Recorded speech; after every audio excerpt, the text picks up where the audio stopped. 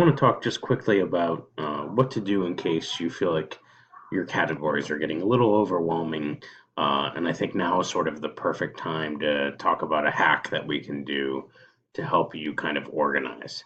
So when you're in your assignment screen, now mind you, it's worse for you than the student. The assignment view is really nice because it's based on what's overdue, what's upcoming, and then towards the bottom are all their past assignments. But for your view, it's by category. So I might start by actually collapsing all of them. And so that'll kind of help you see all the categories that maybe you do or don't have. And maybe you have fewer than I do here.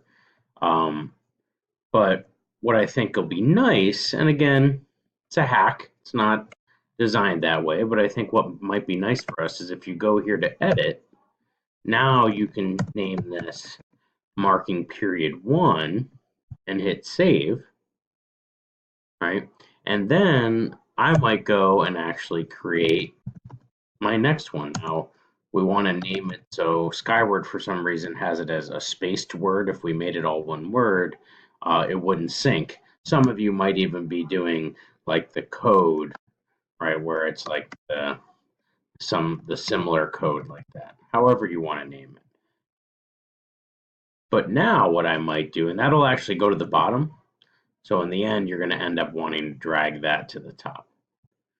And then you can end up dragging that one to the bottom. And then you just sort of rinse and repeat that.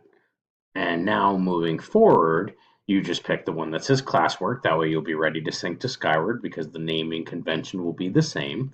And then you can just continue that process for the rest.